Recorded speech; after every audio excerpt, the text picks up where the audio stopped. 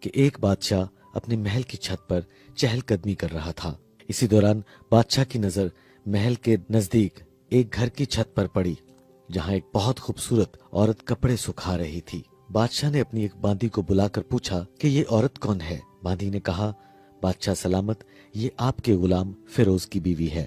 بادشاہ پر اس عورت کے حسن و جمال کا جادو سا چھا گیا تھا۔ بادشاہ اس حسین و جمیل عورت تک پہنچنے کے طریقے سوچنے لگا۔ اس نے اپنے غلام فیروز کو بلا بھیجا۔ جب فیروز حاضر ہوا تو بادشاہ کہنے لگا، فیروز، ہمارا یہ خط فلاں ملک کے بادشاہ کو دے آؤ، اور ہاں، اس کے خط کا جواب بھی ساتھ ہی لیتے آنا۔ چنانچہ فیروز اس خط کو لے کر گھر واپس آ گیا۔ خط کو اپنے تکیے کے نیچے رکھ دیا اور سفر کے سامان کی تیاری کرنے لگا۔ رات گزاری اور صبح منزل مقصود کی طرف روانہ ہو گیا۔ اس بات سے لا علم کے بادشاہ نے اس کے ساتھ کیا چال چلی ہے۔ ادھر فیروز جیسے ہی نظروں سے اوجھل ہوا، بادشاہ چپکے سے فیروز کے گھر پہنچ گیا اور آہستہ سے فیروز کے گھر کا دروازہ کھٹکانے لگا۔ فیروز کی بیوی نے دروازہ کھولا اور پوچھا، کون ہے؟ بادشاہ کہنے لگا، تمہارے شوہر کا مالک۔ اور بادشاہ، فیروز کی بیوی نے یہ سن کر دروازہ کھول دیا۔ بادشاہ اندر آ کر بیٹھ گیا۔ فیروز کی بیوی بادشاہ کو اپنے گھر دیکھ کر بہت حیران ہوئی اور بادشاہ حضور سے اپنے گھر تشریف لانے کی وجہ دریافت کی۔ بادشاہ نے کہا، میں یہاں مہمان بن کر آیا ہوں۔ فیروز کی بیوی ایک نیک اور سمجھدار خاتون تھی۔ بیوی نے بادشاہ کا مطلب سمجھتے ہوئے کہا کہ میں اللہ کی پناہ چاہتی ہوں، آپ کے اس طرح آنے میں مجھ کو خیر نظر نہیں آ رہی۔ بادشاہ یہ سن کر غصے میں آ گیا اور کہنے لگا، شاید تم نے مجھے پہچانا نہیں، میں بادشاہ ہوں اور تمہارے شوہر کا مالک ہوں۔ فیروز کی بیوی کہنے لگی، بادشاہ سلامت، میں جانتی ہوں کہ آپ ہی بادشاہ ہیں۔ فیروز کی بیوی نے بولا، بزرگ کہتے ہیں کہ شیر اگرچہ جتنی بھی بھوک میں ہو لیکن وہ کبھی مردار نہیں کھاتا، اور بادشاہ سلامت، آپ تو اس کٹورے میں پانی پینے آگے ہیں جس میں آپ کے کتے نے پانی پیا ہے۔ بادشاہ اس عورت کی باتوں سے بہت شرمسار ہوا اور اس کو اسی جگہ چھوڑ کر واپس چلا گیا، لیکن جلدی میں اپنا رومال وہاں ہی بھول گیا۔ یہ تو سب بادشاہ کی طرف سے ہوا۔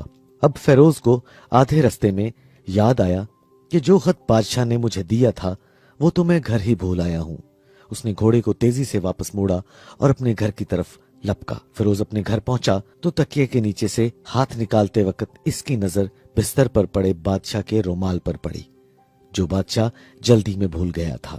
یہ دیکھ کر فیروز کا سر چکرا گیا اور وہ سمجھ گیا کہ بادشاہ نے سفر پر اس کو کس لیے بھیجا ہے، تاکہ وہ اپنا مطلب پورا کر سکے۔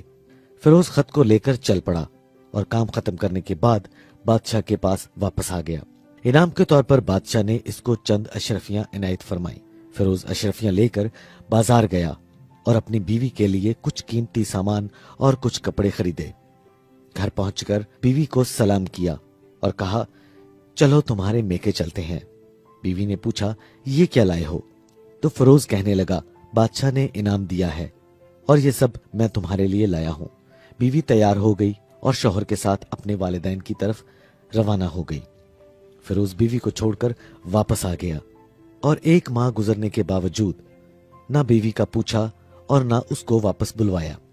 کچھ دن ہی گزرنے کے بعد اس کے سالے اس سے ملنے آ گئے اور کہنے لگے، ہم تم کو اپنی بیوی سے ناراضگی کی وجہ پوچھنے آئے ہیں، یا پھر تم کو قاضی کے سامنے پیش کریں۔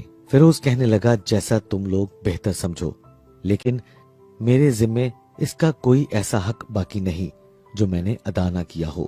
بالآخر وہ اپنا کیس لے کر قاضی کے پاس چلے گئے۔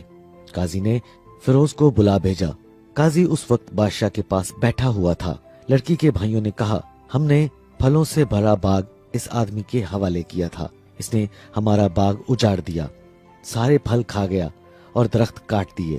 قاضی فیروز کی طرف متوجہ ہوا اور فیروز نے کہا، قاضی صاحب، جو باغ مجھے دیا گیا تھا اس سے بہتر حالت میں نے ان کو واپس کر دیا ہے۔ قاضی اب ان بھائیوں کی طرف متوجہ ہوا۔ انہوں نے کہا، ہاں ویسے ہی حالت میں واپس کیا ہے، لیکن ہم اس باغ سے واپس کرنے کی وجہ پوچھ سکتے ہیں؟ قاضی کہنے لگا، ہاں ضرور، کیا کہتے ہو فیروز؟ فیروز نے کہا، قاضی صاحب، میں باغ کسی بغض اور نفرت کی وجہ سے نہیں چھوڑ رہا، بلکہ اس لیے چھوڑ رہا ہوں کہ ایک दिन मैं बाग में दाखिल हुआ। मैंने वहां शेर के पंजों के निशान देखे। बस मुझे खौफ हुआ कि शेर कहीं मुझे नुकसान न पहुंचा दे, इसलिए मैंने शेर की इकराम की वजह से बाग में जाना बंद कर दिया। बादशाह जो टेक लगाकर ये सब बातें सुन रहा था, सब समझ गया और कहने लगा, फिरोज अपने बाग की तरफ अमन और मुतमईन होकर जाओ। वल्लाह उसमें कोई शक नहीं कि शेर तुम्हारे बाग में आया था, लेकिन वो ना तो कोई असर छोड़ सका और ना ही कोई पत्ता तोड़ सका। वहां थोड़ी देर रुका और वापस लौट गया। खुदा की कसम, मैंने कभी तुम्हारे जैसे बाग के गिर्द लगी मजबूत दीवार नहीं देखी। और केस बर्खास्त हो गया। फिरोज अपने घर लौट आया और अपनी बीवी को भी वापस ले आया। ना तो काजी को पता चला और ना किसी और को कि असल माजरा क्या है। तो ख़वातीनो हजरात, हम आपसे एक वाकया शेयर करते हैं कि एक साहबी आप सल्लल्लाहु अलैहि वसल्लम के पास तशरीफ लाए और कहने लगा, हजूर अकरम सल्लल्लाहु अलैहि वसल्लम, मुझको जिंदा संसार किया जाए, मुझसे जना सरजद हो गया है। आप सल्लल्लाहु अलैहि वसल्लम ने उससे मुंह फेर दिया और कहने लगे, जाओ, नहीं हुआ। वो बोलता, मैंने किया है। आप सल्लल्लाहु अलैहि वसल्लम ने कहा, जाओ जाओ, कोई नहीं किया। वो एक बार फिर बोला, हजूर मैंने किया है। इस तरह वो 4 दफा बोला, मैंने किया है। तो फिर आप सल्लल्लाहु अलैहि वसल्लम ने इसकी जान बख्शवाना चाही और कहा कि कहीं ये नशे में तो नहीं। अगर इसी तरह भी ये मसला हल ना हुआ तो आप सल्लल्लाहु अलैहि वसल्लम ने एक और रास्ता इख्तियार फरमाया और कहा, भाई ये पागल तो नहीं। कोई एक आदमी कहता ये पागल है तो आप उसे उठा देते। फिर कहा, कहीं ये नशे की हालत में तो नहीं। अगर एक आदमी भी गवाही दे देता तो आप उसे उठा देते। जब उसे कहा गया कि ये पागल तो नहीं, तो उसने कहा, नहीं, मैं पागल नहीं हूँ। तो नबी करीम सल्लल्लाहु अलैहि वसल्लम ने कहा, अच्छा चलो, अल्लाह का हुक्म पूरा करो। इससे पहले इसने हजरत अबू बकर रज़ियल्लाहु तआला अन्हु से कहा, मुझसे गुनाह सरजद हो गया है।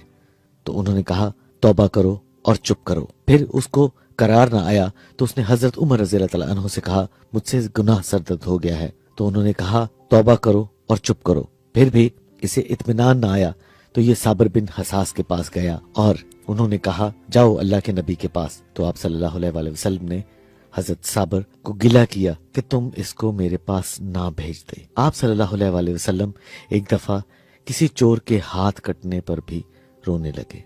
तो जी सामीन, इसी तरह हम अपनी बात को आगे बढ़ाते हैं। ख़वातीनो हजरात, एक बीवी या खामद का होना किसी जन्नत से कम नहीं, मगर शक की एक छोटी सी चिंगारी आपके लिए बसे बसाए घर को तबाह कर देती है। ख़वातीनो हजरात, कुरान मजीद और अहादीस मुबारका में रिश्तेदारी तोड़ने की शदीद मजम्मत बयान की गई है। चुनाचा अल्लाह ताला इरशाद फरमाते हैं, जिसका तर्जमा कुछ यूं है, और वो जो अल्लाह का अहद इसे पुख्ता करने के बाद तोड़ देते हैं, वो जिसे जोड़ने का अल्लाह ने हुक्म दिया है उसे काटते हैं और जमीन में फसाद पैदा करते हैं, इसके लिए लानत ही है और उनके लिए बुरा घर है। हजरत अब्दुल्ला बिन अबी औफ रज़ियल्लाहु तआला अन्हु से रवायत है कि रसूलुल्लाह सल्लल्लाहु अलैहि वसल्लम ने इरशाद फरमाया, जिस कौम में रिश्तेदारी तोड़ने वाला होता है उस पर रहमत नहीं उतरती। ख़वातीन हज़रात, इसी तरह हजरत अबू बकर रज़ियल्लाहु तआला अन्हु से रवायत है,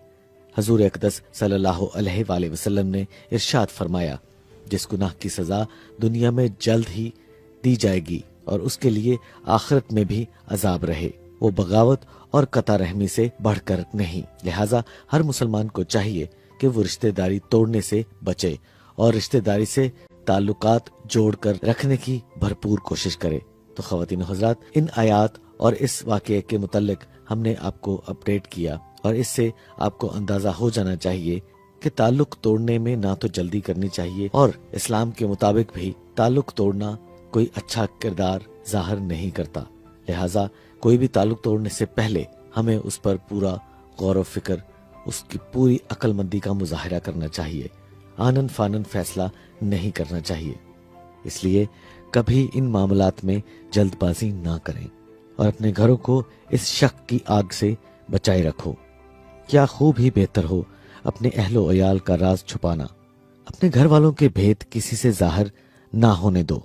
अल्लाह हमारे घरों को खुशियों से